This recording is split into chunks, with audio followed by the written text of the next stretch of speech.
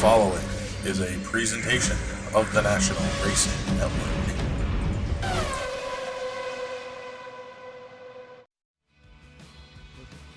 Good evening, everybody, and welcome to Blue Ridge Presents Race Night at the Clyde. My name's Barry Angstad. I am joined tonight by Ronald Helmick, and we will be bringing you all of the action from Lanco's Clyde Martin Memorial Speedway on a very special night of racing. It is the annual Clyde Martin Memorial Race presented by Gold Rush Trailer Sales. Great to have everybody joining us. We just had an exhibition of some vintage micro sprints. That's from back in the day, Ron, when they were called micro midgets. And you've been out there in a 270 and even a 600 cc micro sprint, modern day versions. But what do you think of these cars? These cars are pretty cool. I was down there in the pit area when they were pushing up through, and the one car there is Ducati powered, and those are motors that we don't even use in micro sprints anymore. Right. We use Honda powered in the 270 divisions, and Kawasaki and Yamaha in the 600 divisions. The yellow car on the screen is powered by Yamaha though, and they both got around there pretty good. Yeah, they did. And one of the big features, a lot of the features, of course, strike me on these older cars. But the one thing that really stands out, look at the tires. Somebody, one of the track crew there just had his hand on the left rear tire, specifically the width or lack of width on those tires. And you want a little more grip when you nail the accelerator, don't you? Oh, yeah, for sure. These tires, I mean, they might be 4 or 5 inches wide at max. And I know on the rears nowadays, we use 8-inch left rears and 10-inch right rears on the 270, and those tires are definitely way smaller in diameter and width. So, but definitely cool cars nonetheless. And you had to wrestle those things oh around yeah, the track. yeah, hand brakes. So I had a guy sitting over here to the right of me. He raced these cars back in the day, and hand brakes, and it was definitely a challenge to muster these things around the track. Yeah, and again, that's all part of why we're here tonight, why we are presenting this special race, the Clyde Martin Memorial event, to honor those Lanco Club members who have passed on, including Clyde Martin, one of the club's first flagmen, not here at this speedway, but at another site where the Lanco Club was actually formed and began racing. We've been here in Newmanstown for, well, since the early 60s.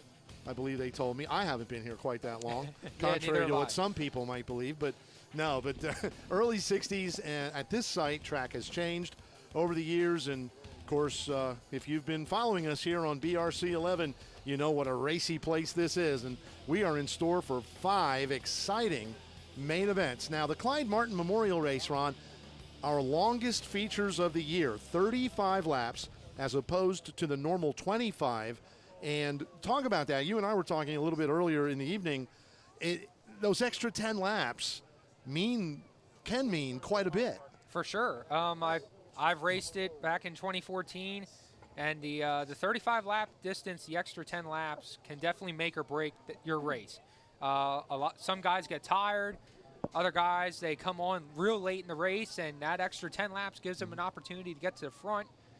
So it definitely is a very cool race, and the double points feature of it too. I mean, that can definitely shake up the championship points battle throughout the entire year.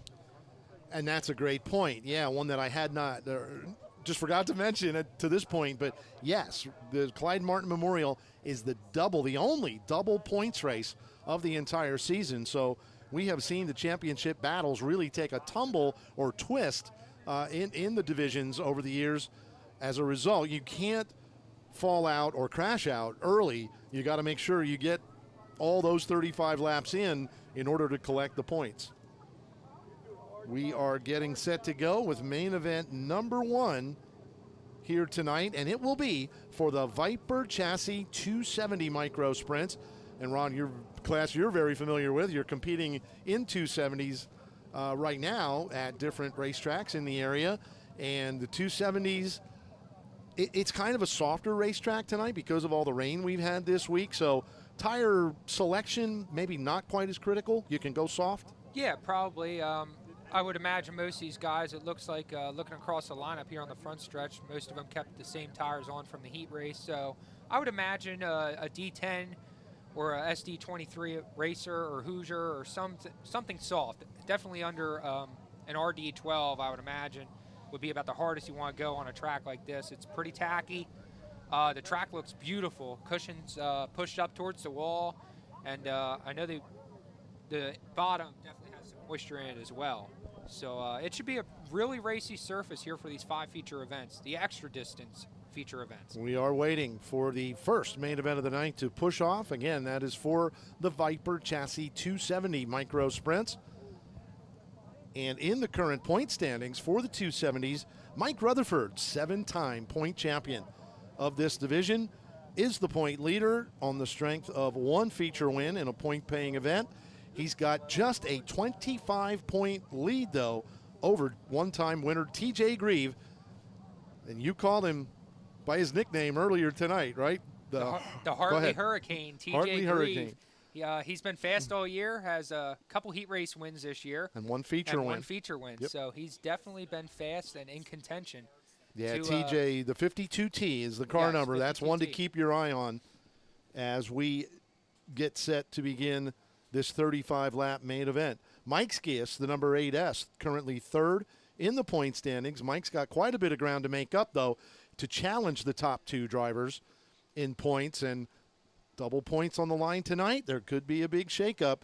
Mike Skias looking to gain a lot of ground. Danny Lane Jr., opening night feature winner in this division, currently 4th in the championship standings, and he is just 1 point ahead of Andrew Dietrich, the driver of the number 88D, as they battle for positions in that top 5. We are just moments away from pushing off, and as they push off, we will give you that starting lineup. Thank you again for joining us here on BRC 11 Race Night at the Clyde. We welcome you again to Lanco's Clyde Martin Memorial Speedway. While we're waiting for this first main event to, and now they're going to go. Okay, just as we were going to take a time out, they are beginning to push off. So getting set to begin. Yeah, our flagman, Mike Fry, celebrating his birthday. Today's the 20th, 5 days ago on July 23rd. And no place he'd rather be than on top of that flag stand. Mike Batts, my former announcing partner up here for these TV broadcasts, is going to assist Fry in some of these main events. That's Mike up there joining Mike Fry on the flag stand. Mike and Mike, the Mike and Mike show on the flag stand here tonight. Field pushing away now. Looking at previous Clyde Martin Memorial races for this 270 division, the 5K, Mike Rutherford is a 4-time winner of this 270 event, the Clyde Martin Memorial Race. Heath Hanley, he's going to be starting, or in this starting field rather. He's a 3-time winner. Bradley Brown also in there in 2014, able to pick up the extra distance feature win, double points. Jason Swavely won in 2013. Rutherford won his 2nd in 2012. Yeah, he went 12 years. I found that interesting as I looked through the stats. Rutherford first won this race in the year 2000 in the 270 division. And then it took 12 years till he got another one. And that is a long stretch. Especially for him. That's more than I've been racing my entire life. I've only been racing 11 years. There's another veteran in this field, Mike Miller. He has never won this 270 version of the Clyde Martin Memorial Race. He's going to start 5th. And Ron, speaking of starting, here is that starting lineup. On the pole, driving the 26 out of Lidditz, Corey Schmuck Jr., and lining up 2nd, the 3S, Nick Skias. Starting in the 3rd spot will be the 29J of Dan Lane Jr. On the outside of him, and the 34 is Christy Swigert. The number 2, that is Mike Miller. He's 5th, and going 6th, the 21 of Toby Blumenshine. Going 7th will be the 8S of Mike Skias and the 25S of Heath Henley. 19A, Bradley Brown, and the 3 of Jared Kunkel make up row 5, and we are going green. First main event of the night, the Clyde Martin Memorial Race is underway. Nick Skias going to blast off the top side of turn 2. He will take the lead down the backstretch. 3-car battle for the runner-up spot. Mike Miller off the inside of turn 4 will go to that runner-up position as we complete lap number 1. A lot of good cars, a lot of good racing throughout the field here early on. Nick Skias on the top side, keeping his momentum up, but Mike Miller never won this race, and he is digging good on the bottom in the number 2 car in the 2nd position. Corey Schmuck Jr. on the rail as well, with Dan Lane trying to run the bottom and track him down as well. Christy Swigert runs 5th. Blumenshine getting a good run around Heath Henley. And we got Matt Kreider in the 53 pulling into the infield. Schmuck and Lane going at it for the 3rd spot, but Mike Miller is there to challenge Nick Skias here on lap number 4 of 35. I think maybe Mike heard us talking about the fact that in his storied career, many championships, many feature wins, but he's never won the Clyde Martin Memorial Race here in the 270s, and he is getting after it here tonight. Mike is definitely very good on the bottom right now, challenging Nick Skias for the lead here early on in this 35-lap main event. Mike Miller definitely putting the pressure to Nick Skias. Nick trying to keep the momentum up around the top, but Mike is definitely right there on the bottom each corner. And we've got a great race going on for 3rd spot as well. You see Nick Skias, Mike Miller there, dueling for the race lead. Behind them, several car lengths behind them, side by side for 3rd. There it is between the 26, Corey Schmuck Jr., and the 29J, Danny Lane. The top is just a little faster right now than the bottom. And you see Mike Miller take the lead over Nick Skias there. Came up in front of Nick with a late corner slide job and able to grab the lead here on lap number 10. How about that? And he is driving away on the bottom. Put some distance between him and Nick Skias. Here early on, he has never won this race, and he has been racing quite a long time. I don't know the exact date he started, but it has been a long time, and he has never won this race. That would be amazing to see him win. Yeah, now when we get to the 125cc division, we're going to call him a 6-time winner of this event. Mike racing multiple divisions throughout his career, many championships, as I said, and certainly would like to add this one to his resume. We are 13 laps in. Again, 35-lap features here tonight as part of the Memorial. And it's, I don't want to jinx it, but it's been clean and green so far as we approach the halfway point here in race number 1. We talked about TJ Grieve, the 52T. Right now, he is in 5th position, just crossing the start-finish line and heading back to turn 1. The 21 of Toby Blumenshine runs 6th. And TJ's been the hard charger so far. He started 12th on the grid, and right around halfway through this main event is already up to 5th spot. Yeah, he's been gaining, and when you get into a long green flag run like this, Ron, it's tough. You can lose sight of the leaders very quickly. Yeah, for sure. The field gets stretched out, and different people run different lines, and it's hard to track people down during green flag conditions. I would imagine TJ and also some of the 3rd and 4th place guys, maybe even Nick Skias in 2nd, is looking for a quick yellow flag to try and break the momentum and change the course of this race. As Mike Miller's starting entering lap traffic right now. Yeah, that could be a factor too, right? That is always a factor for sure. Absolutely. They just completed lap number 20. We've got 20 down, 15 to go. And is Nick Skias beginning to reel in the leader one more time? He's keeping the momentum up there on the top and cleaning that groove off pretty good. Him and Corey Schmuck Jr. in them Viper chassis cars looking very strong up top. Nick looks a little bit better through 3 and 4 than Mike on the bottom. Mike is currently running behind the 17 of Jared Imler right now, and that's definitely holding Mike up a little bit on the bottom. So that's going to give Nick a better run here to try and catch him and possibly grab the lead back from Mike. Yeah, got to keep our eyes on that battle. Right there it is, heading down the back chute and into corner number 3. Miller running the bottom, doesn't want to venture off that inside groove, but Jared Imler is blocking him right now, not intentionally, no, but just kind of holding him up. And here comes Nick Skias. Nick Skias on the top side there. He is getting ever so close to the back bumper of Mike Miller there. And I'll tell you what, you know who else is impressive? That 26 car, Corey Schmuck Jr. has pulled away from Danny Lane now in 3rd, and he is closing in on the top 2. For sure, the top 2 getting held up a little bit here by lap traffic. You see Mike try to top there in 3 and 4. Definitely didn't work as good as what he wanted to, as Nick's right on the back bumper of him going down the backstretch. Oh, this is going to go right down to the wire. Schmuck now, Corey that is, has caught runner-up Nick Skias. This is where I talked about the last 10 laps of this race can definitely make or break you. You see Corey Schmuck Jr., I mean, right now we'd be 3 laps past done. And Right. Corey Schmuck's really coming on here. The last 10 or so laps, he is right on the back bumper of Nick Skias. Mike Miller got around Jared Imler, and now we have a caution. Oh, the first one of the race. Piece of debris there Yep. lying in the top of turn number 3. Brings out the yellow flag here with only 6 laps remaining. I was already thinking about my press release. Non-stop 270 main event. Oh, what a shame. But how about that? 29 laps clean and green. Wow. How many tongues are hanging out inside those helmets? I'm sure people were going for the adjustments on the shocks, the wings, trying to make their cars a little bit better here for this short stint to the end. It's going to definitely be a nail biter to the end, that's for sure. The good part, it gives them all a chance to catch their breath. It gets the leaders out of that lap traffic, but we're still in that 6 to go window, so it's still going to be a double file restart.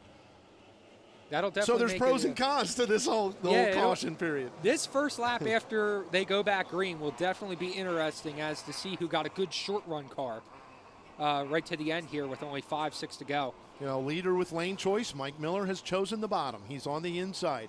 Nick Skias on the outside of row 1. The 26, Corey Schmuck Jr. is third. 29J, Danny Lane Jr. fourth. TJ Grieve, the 52T, in fifth.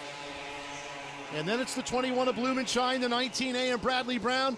Oh my, Corey Schmuck Jr. and TJ Grieve all getting, and Blumenshine as well, getting by Nick Skias on that restart. What a great restart for Corey Schmuck Jr. and TJ Grieve, able to pounce on Nick Skias there and grab second and third away from Nick. Bradley Brown now up to challenge Nick Skias for fourth. Here in the closing laps of this 35-lapper. Mike Miller is out and gone, though, by about half a straightaway over Corey Schmuck Jr. Running on the bottom, on the tires. Corey Schmuck railing the top side through turns number 1 and 2 here with only 2-3 laps to go. Yeah, it's going to be twin sticks. 2 to go this time by Mike Miller around the bottom at both ends of the racetrack. That has carried him away from second place, Corey Schmuck Jr., who may have a challenge. Oh, and we got a problem. Yellow with 1 lap to go. Heath Hanley, the 25S, running just outside the top 10. Heath, a 3-time winner of this event, as we mentioned, in this 270 division. Also won his heat race tonight. Yes, he did. Mongoose chassis car powered by DBY power plant there on the left side. Not sure if a mechanical issue or possibly burned the spark plug or piston off of it. That's why it stopped. Brian Shawley took evasive action. He was almost ran up over the back of him, and that could have been a lot worse for not only Shawley but the rest of the field coming down the backstretch. Yeah, good heads-up driving by Shawley. So it's going to be one and done. 34 laps complete.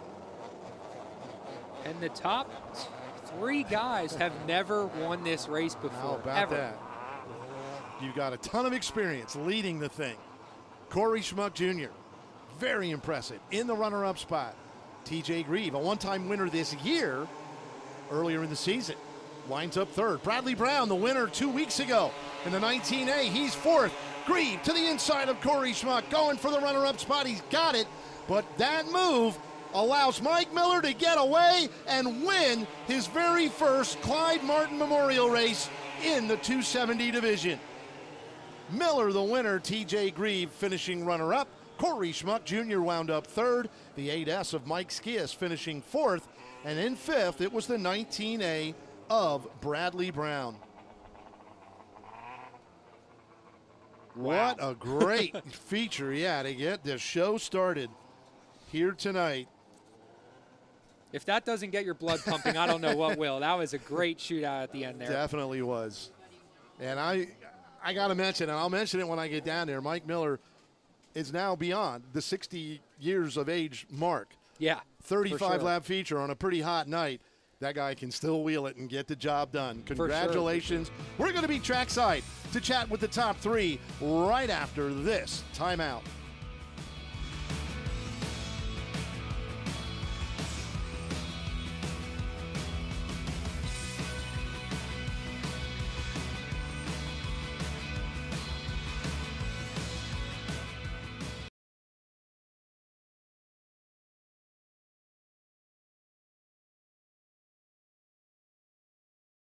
270. I'm up on the front stretch.